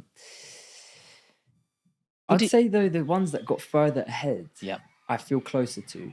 Were they all deserving to get that far? Well, look, I don't know what they look for. Were they deserving, assuming they're looking for business acumen and a business partner? I don't know. But then it's hard to say that because it's an entertainment TV show. I don't think I would have got as far if I wasn't how I was. My pure aim was to entertain. Yeah. And I'll admit that. Yes. So people would look at me and probably think he shouldn't have got so far. Yeah. He's being a clown. He's bending over. He's getting whipped. Like that literally happened in one episode. Yeah. I got whipped by Marnie. So yeah. It's very hard to say who deserved to go where. But look, the show is over now and we're in the real world. So it's about proving what we can do. What does success mean to you? I think it's chasing a worthy ideal. Like you said earlier, having a goal, and it's your journey to getting that goal. And it doesn't matter what that is. If you want to be a teacher, or you want to be a pilot, or you want to be a big entrepreneur, you can still be successful as long as you have the goal and you're working towards it. Imagine you're in a room and you really want to get noticed, but there's also something called teamwork. You have to work as a team because you've got a similar outcome. How do you work in a team and still stand out? How do you work in it? Like what kind of situation would that be? Well, probably, I think we're going back to the apprentice. Like, Yeah. you work in a team, don't you? And Yeah. how do you stand out and not have the finger pointed to you, or still make it look like you've done enough work in there, or take leadership as PM, etc.? Like, Okay. Leading. Yeah. Okay. Specifically to the apprentice, you've got to make it look like everything was your idea. Because even if you lose the task, at least you contributed. The worst of the worst things you can be on The Apprentice is a person who didn't contribute. It's not even about winning or losing the task. Because I lost 5 tasks and won 4. I won 2 tasks as the project manager, wow. and it doesn't really mean much. I feel it's all about what you can argue in that boardroom. So yeah, and if you step into that boardroom and you haven't contributed, then You're you in the can't say doghouse. much. Yeah. And what about in the real corporate world? Like, what did you mainly sort of learn in Barclays? So, how long was you at Barclays for? 3 years. 3 years. Yes. Okay. And did you do the same role throughout? No, I started off on the grad scheme in business banking, Okay. looking at businesses that turn over 400k to 6 mil, offering them the products that they need. And then after the grad scheme, I got promoted to AVP in Barclaycard. So, and that was kind of where the apprentice offer came in, because I was Okay. new in that role. I just got promoted. So I didn't have much to do in that role. I was quite new. What do you think of the training in Barclays or in the corporate world around that sort of area? Did you feel that they developed you differently than the graduation and university? Did you learn a lot more? Oh yeah, I definitely learned more than at uni.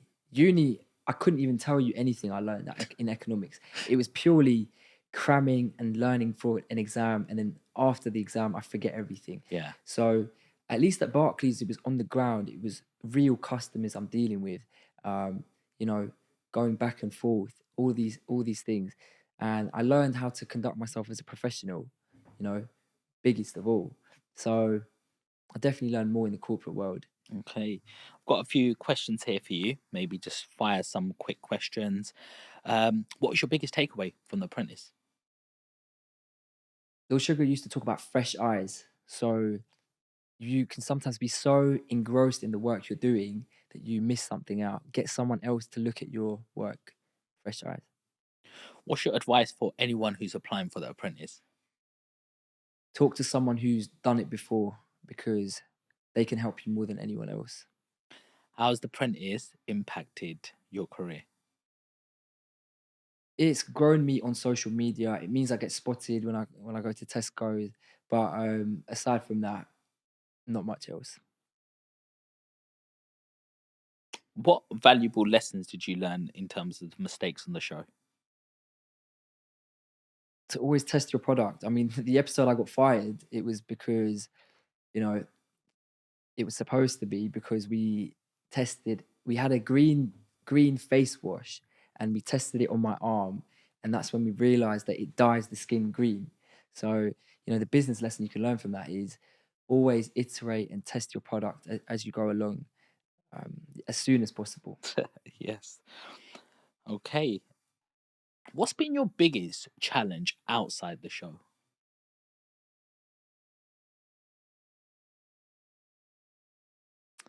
Keeping up, I would say, being consistent, especially with regard to social media, because you're on the show and you're in a routine. You know that every Thursday is coming out. So you know that on Thursday at 10 p.m. you're putting a post out. In my case, I was putting a song out. Okay. So, and that's consistency. But when the show ends, you're not in such a routine. So, yeah. Very creative. I like that. I like that you made the most of the situation. Like, who else was putting extra content out like you? Thank you. How do you stay motivated? I don't. I'm not motivated. I just try and stay disciplined. I try and stay in a routine. I wake up and I believe in sunlight before screen light. I go for a walk before I look at my phone, my laptop, anything. And being in a routine helps me. And how do you do that? Do you plan your weeks ahead or your days ahead of? Do you know what you're doing every single day? Yes, I do. I use something called a time box. Time box. Yeah, have you heard of that? No. So a time box is where you've got your day on the right, the hours in the day, and you've got a big box on the left. And on the left, you write all the things you need to do today. Yep. And on the right, you slot each things in the hour. Okay, that's good to know, I do because I teach people how to do a sort of schedule of their life. So they'll Yeah. be like, I say, what's the 5 things that you want to do? And they go, I said, well, before anything, you got to provide for your family. They go, all right, so work's in there. There's like family time's in there, a side hustle's in there, and then something for yourself like gym. Mm. So I'm like, yeah, block out the times that you can't control, which are fixed times, which is work. After that, you've got to put a little bit of family time in there, but then you've got to also look at, your variable time, which is your side hustle. It's up to you how much you want to work or how little you want to work, but your income is going to be directly affected of how much you put input into that. Then it's your family, and then the last thing is for you, which is your gym. So are you going to do that before work or after work? Because this is actually the least important in your priority list in your younger days right now. Mm. Now I go gym every day. Mm. And I I feel can it's tell. and I feel like it's very important to keep yourself fit and healthy, because it keeps your mind fit, healthy, and active. But if I've got a podcast, if I've got work, that has to take priority because it's the direction I'm going. If I didn't do this podcast with you today and I was like, no, I'm going gym instead, the gym I can do on another day. Maybe I can push something else, like stop being lazy or get up 1 hour early if I really want it. But I ain't going to get to sit down with someone like you again. Like, potentially, do you know what I mean? So you have to grab that moment. So I always do fixed time, variable time, and then activities on top of it. But it's great that you've just told me a new app. Maybe I won't even need to go for an hour consultation and just go, that app done, there you go, feed it in. It's a sheet of paper. I print it off. I print off 30 a month, so it's one a day. Okay. It takes me 20, 30 minutes to do it, but research it. Time boxing. It's Time quite boxing. popular. It's also, you pick your priorities as well. Yes. What are your future plans? What are your goals? Where is it you want to get to? Like, what's the direction? Short term, I want to grow Avi TV, and I want to be known as a creator in the finance and business space. And in the long term, I hope to release a product or service that impacts a lot of people.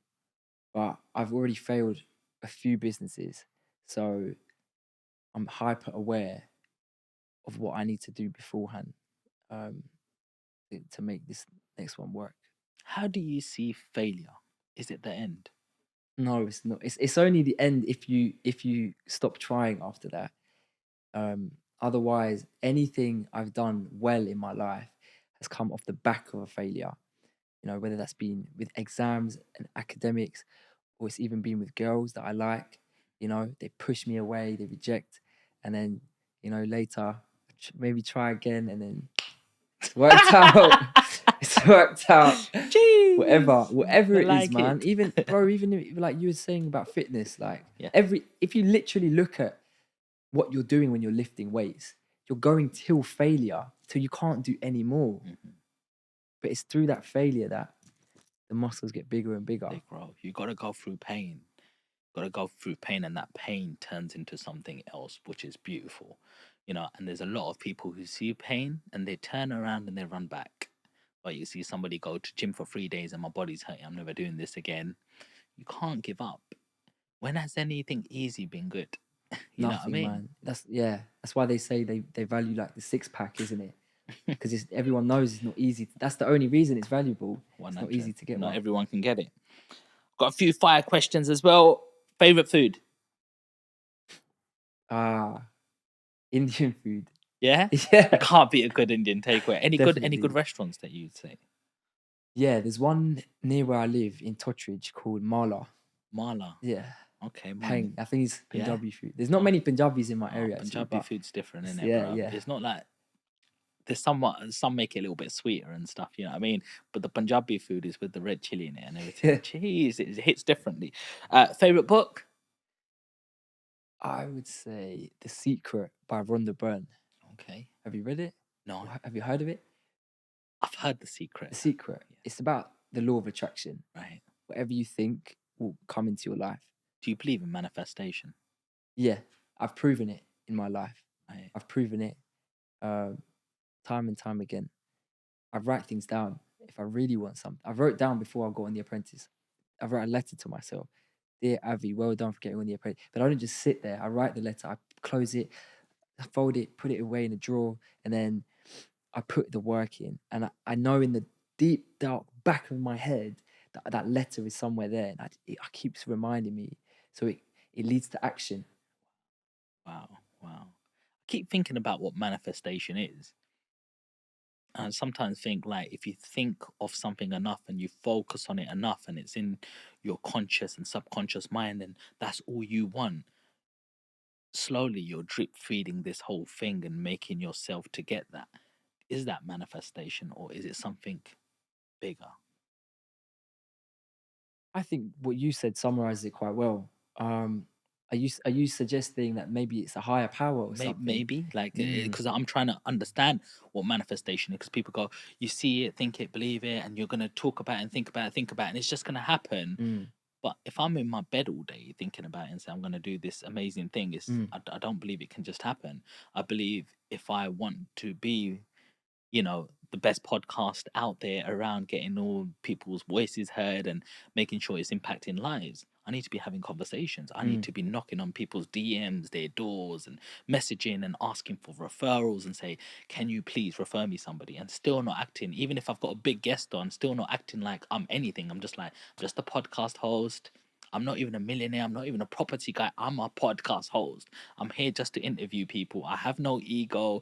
Please, would you come on my show, write an email, write to their manager, and follow up after 3 or 4 weeks?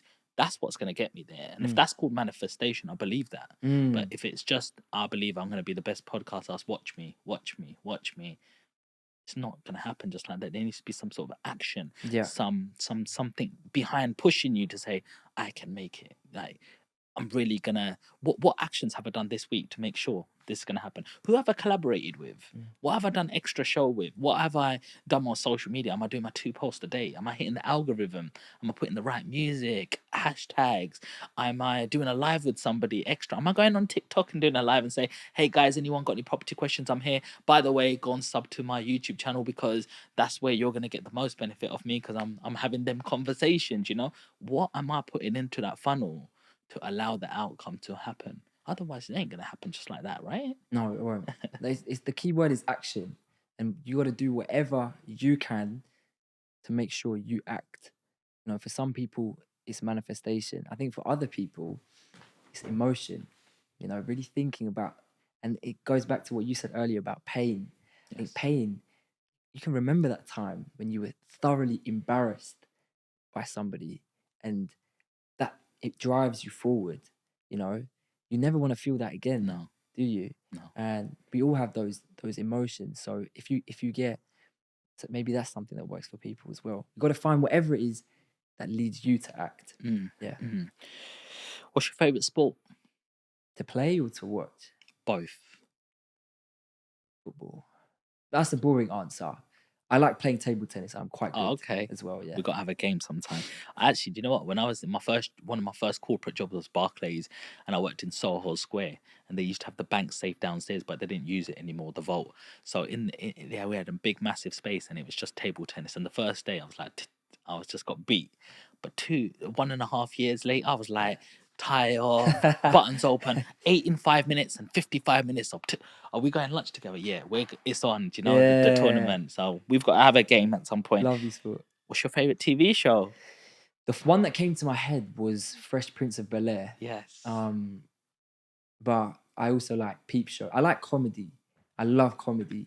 I love laughing. In-betweeners, comedy. Nice. Or Shark Tank as well. Yeah. And Dragon's Den. I think that's real business. Yeah. So, yeah. Well, so out of Dragon's Den and Shark Tank, which one? Shark Tank. Because it's more entertaining. I think the sharks are more boisterous and fun than the dragons Nice. And who's your favorite person? in the world. Yeah. Who comes to mind? My mum. That's a boring answer, though, isn't it? Yeah. Hey, listen, we're not on The Apprentice now. No, no, you don't no. got to make good TV. All right, apart from family, then let's go beyond. I don't know, man. I don't know. Apart from family, who's my favorite person?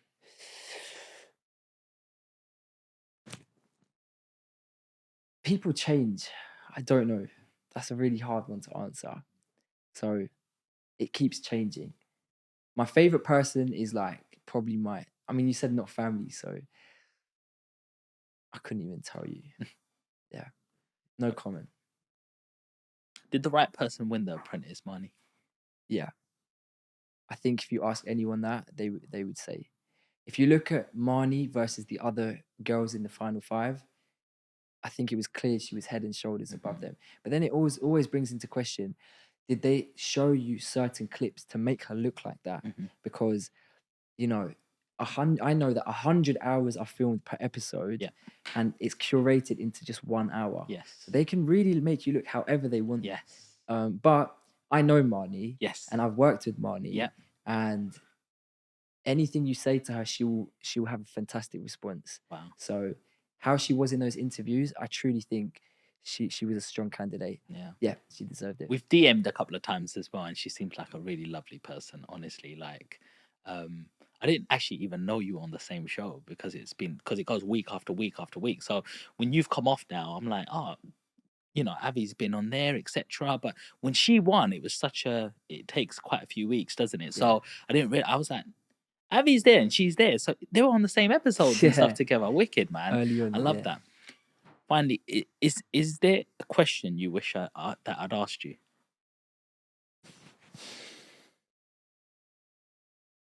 No,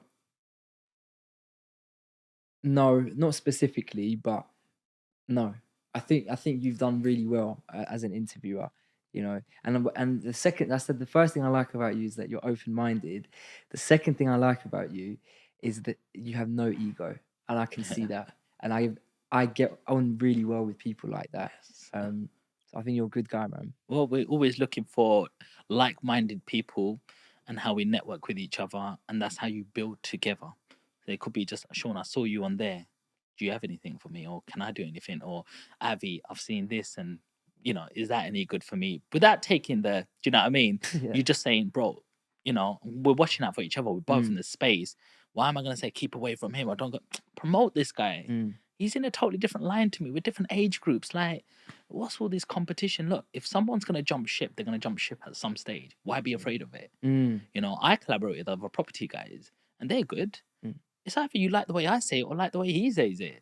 If you move away from me, I'm happy you're gone because I know who's my real audience, who's actually gonna, you know, input with me and follow me and support me on my journey. If I'm gonna have a networking event and I've got 50,000 people and not even 2 people will turn up, that's not good, is it? No. I'd rather have 2,000 people and I've got 1,000 and they're fighting over the tickets. I'm like, at least you're my number ones. Numbers don't matter, you know. This is just ego stuff. And finally, do you have any questions for me? Where do you want to go with is this the Sean Land podcast? Yes. Yeah, so where would you like to go with the Sean Land podcast? Honestly, I don't really have too much of a direction. I've accomplished a lot in my life. I don't really work for money anymore. It's just legacy now, you know, and I just want to. I've been that guy who's been bullied at school and not been given best opportunities. So I know how people feel. And I want to go and help them people to say, you can come out of this if you believe it and you want it enough.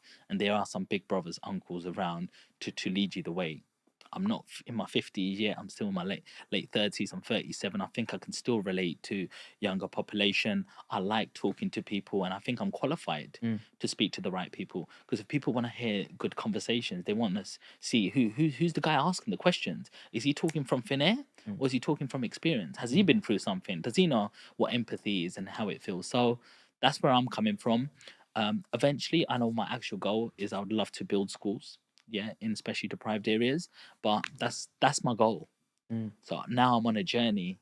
So I've got to be an influencer. I've got on BBC Asian Network Radio. I've climbed and met famous influencers, even like up to today. I'm doing it, and this week is coming up also.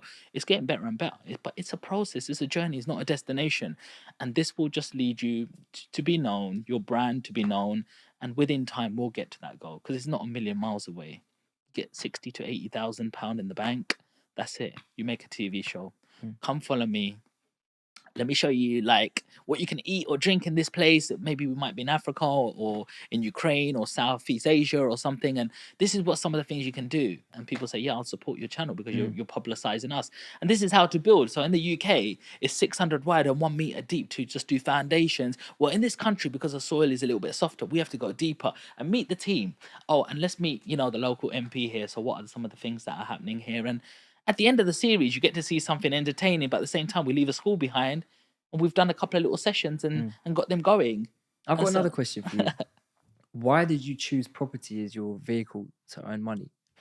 So the reason why I chose property was purely because it felt easy to me. I learned how to work very hard. And I was actually in my dad's shop behind the counter one day, and dad was doing some filing. And I saw 4 or 5 grand in an account, and I went, that's a lot of money. And then the NatWest one opened, and it had 70,000. And I'm talking, we're in 1995 or 97. I'm like, that's a lot of money. And he goes, oh, it's not ours, it's the businesses. It's me and your uncle. We save from the shop, we pay our salaries, and then we put it into this account where we buy properties from it. So we bought the butcher shop for 30,000. We spent 15,000 to do it up. There's a shop downstairs and a flat on top. I'm like, okay. And he goes, yeah. And then the rent just goes in there once we've done the work. So I was like, but I've never seen you at the property. He goes, yeah, once we get the builders to do the work and we go and do some labouring work, that's what happens. So I was like, dad goes to the shop 7 days a week. He leaves 9 in the morning and comes back 11 at night. If I want to see dad, I have to go to the shop. That means he's trading all of his time for money. But then he's got this extra revenue stream that's just like a tap when you got it going. So him and uncle are doing it, and then he gets his little bonus to then pay his mortgage and other little things like that. And I thought, well, I know what I'm going to do. I'm not going to be the shopkeeper. I'm going to be a property guy. And then my dad would take me and go, right, today we're going to unblock drains. I'm like, no, call the guy then. He goes, no. Your hands are small enough. It's just a U-bend that's blocking. I'm like, it stinks. Put the bag over your hand and it goes boom, and it's blocked. And it goes, £200 saved. Yeah. And so I was like, so actually property is just for walls with bricks. And occasionally you got to take everything off it and just put new plaster, new flooring, a better plumbing. It's not rocket science. Mostly somebody will charge you for a space is, oh, look at the condition of that. Oh, I don't know what's behind that. Well, roll your sleeves up on your evenings and weekends and hack it off yourself. It's not rocket science. And it's just normally new plasterboard. Floorboards are normally good. The wood is good, is what they say. And you put flooring. So that's why I just sort of, as soon as I had a cash machine going, I was very disciplined with my money. And I'd kept my McDonald lifestyle until the age of 30, actually. Wow. Yeah. So I didn't have, even when becoming a millionaire at 26, I didn't act like a millionaire. I still don't think I act like a millionaire. Do you know what I mean? I have no pride, no ego, but I'm just like, when you just living off £100 Saturday, £100 Sunday, £800 a month, and then you work a couple of nights in your dad's shop and you get a little 50 quid there, and then you get a £70,000 salary in Barclays, all of a sudden you've just got a tap accumulating, and you choose, do I choose material items? Going out with my friends, that's going to give me nothing back in return? Or do I put my earned income into assets to create passive income, to create freedom of my time? I'm earning money right now while I'm sitting on this podcast in my sleep, £300-400 a day. That's if I don't do any side hustles or consultancies on top. This is it. And this is where everybody wants to get to. So this is what property can get you. It can get you freedom of your time. You're a landlord. You're doing up houses for the community that would normally be derelict, and you're providing good housing for certain people. Some of my housing are in the social care sector where children who have been abused get looked after by professionals in there, and the government rewards you for that also. So it's just one of them industry. There's 2 biggest industries in the world, Avi. Stocks and shares investments, or there's property. They're the 2 biggest games, and you choose. And I've done one of them, And now my earned income's coming, passive income's coming. I can choose to go, yeah, I'm going to put some in my ISA tax-free, these stocks, put some in gold and silver and so commodities. A little chunk will go into crypto. It's a bit risky, but I'm going to put a little bit. You call the shots. Oh, another little one into Sean Land for the podcast. Maybe this will blow. Then all of a sudden, you got all these businesses flowing from that one security hub. And guess what? This doesn't just give you cash on the side. There's capital appreciation. Some of these properties I bought for 180,000 before Olympic time. They're worth 700,000-800,000 already. Wow. And then you learn to go to the banks and go, I know how to leverage. I want money from this because I've got security, and you can get it tax-free, paying no tax. So now you're letting money work for you. You're not working for money anymore. It's just a cash machine growing. I want some money and I'm going to buy that now. And that's going to get me more money than that debt. Simple. When you know the mechanics and you know how the markets work, you know the tops and the bottoms, because I've learned from my granddad in the 60s. I've learned from my dad and my uncle in the 90s. And now we've actually got really comfortable. I've done it for nearly 20 years myself. Oh, wow. And I've done accounting and finance degree. I've done banking. I've been a builder for 6. What 4 corners do I not know now? This is what you call an expert. And when you want to learn of somebody, that's the expert. I want to know somebody who's done it. I don't care if you're just telling me that much. You're telling me from conviction, some experience. You give me full confidence to go and do it now. Am I investing in the north? Am I investing in the south? Where am I going? Am I doing cash flow? Am I doing capital appreciation? What's a good buy? How much under market value? What's my power team? How important is that? This is the things you need to be asking. You know what I mean? So, sorry that was a little bit long-winded, but I chose property because I'm really passionate, and I chose that dart of I'm gonna do that, and I'm gonna be the best at it. I'm gonna learn how to be a builder, and I cut out the middleman. I'm going to learn how to do the finance, and I work in a bank. I know how to do the accounts. Before I give it to my accountant, I cross-reference what my accountant does, or my second accountant does, or the next firm does. And then it doesn't just become about earning money anymore. It's how do I manage this money and pay the least amount of tax? How do I put it in what structure do I put this? Do I have a holding company? Do I have subsidiary companies? How do I move money from one company into another company? How do I do that without paying tax? This is what you need to get into. How do I open up a SaaS? How do I run a company where school fees are being paid and it's part of the business, rather than putting it into my earned income, paying 40% tax, and then going to buy my car? No, it doesn't work like that. You've got to let these be expenses for you, and there's an art to this. And this is what we learn as businessmen. And this is where power comes from. Knowledge is power. When I know all of this, I'm comfortable in sitting in any room. You can sit and go, you can ask me any question, especially in my field. I've got it. I've got the answers. And that's calmness. That's stillness, you know? No, thank you for your answer, man. And yeah, if I ever have any questions about property, come on, bro. I'll hit you up. We're in the same network now. And look, Avi, it's been absolutely brilliant. This podcast. I've learned so much more about you. Thank you for sharing your family businesses with the nurseries and your mum being a judge. Thank you for everything you've told us through uni, your little side hustles, working in nurseries. I mean, people look up to you, whether you believe it or not. You're 25 and you've done so much. You've gone on national TV, BBC, and you know, you're inspiration to a lot of people, and people want to replicate what you've done, or at least look at some of the skills or some of the things that you've learned, and to say, look, I'm going to watch this podcast and take this away from you. So if you're not watching Avi TV, guys, I don't know what you are watching, because this guy's full of gems. And you know what? He's really entertaining. It would be like an evening watching a little bit of comedy, but he'll give you some gems. And sometimes you only learn like 15-20%. But if I'm only learning that little bit from you and getting entertained, then that's a good evening for me. So Avi, if you just look straight into your camera and let everybody know how they can follow you. You can find me on all platforms at Avi TV. That's AVI TV_. Blue tick verified. Pop. Wicked, guys. Well, I hope you really enjoyed this podcast. We've got some more podcasts coming out very soon and some massive guests. If you want to get on the podcast, don't forget to drop me an email, info@seanland.co.uk, or on Instagram, seanland_1. Don't forget to like, comment, share, subscribe. Just do what you got to do and be part of the journey. And we'll see you on the next one. Peace.